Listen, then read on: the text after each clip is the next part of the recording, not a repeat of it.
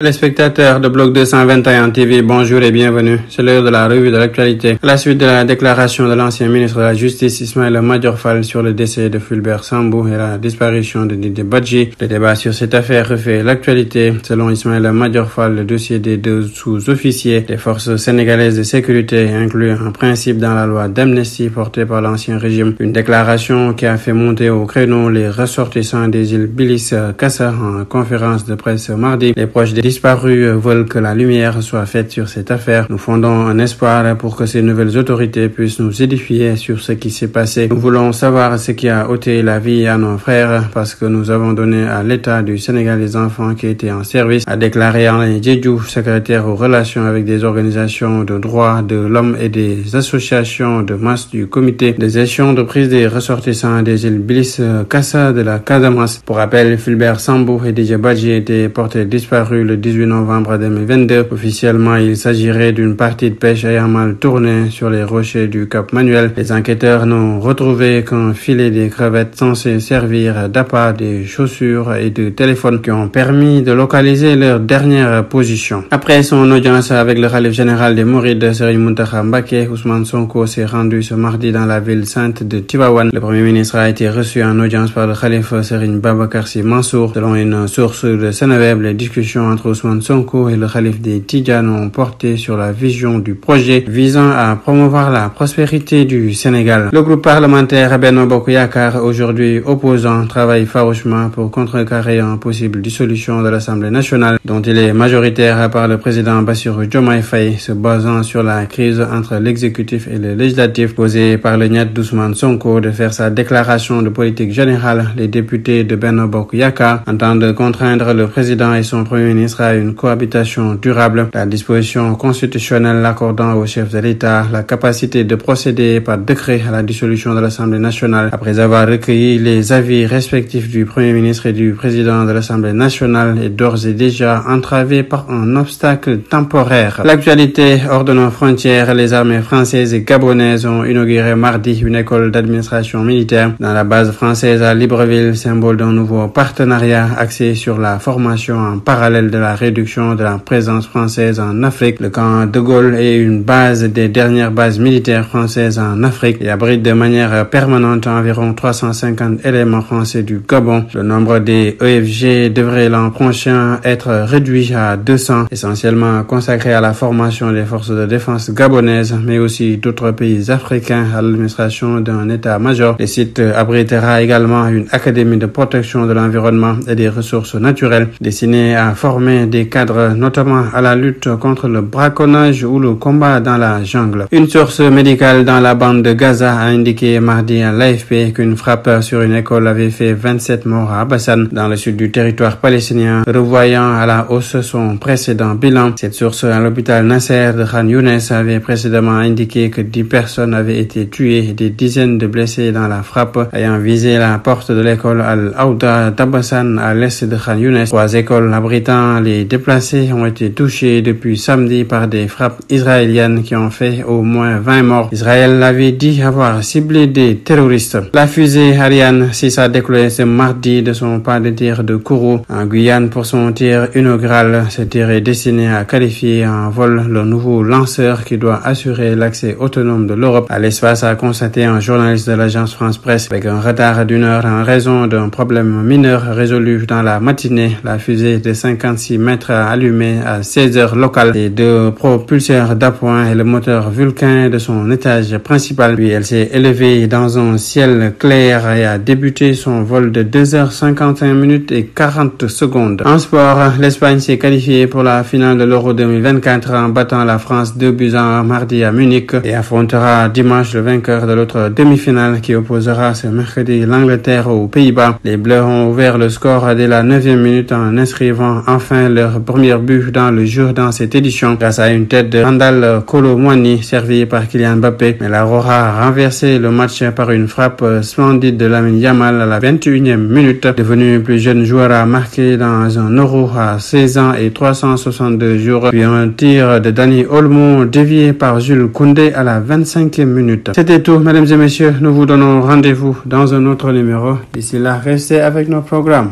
Bloc 221 TV.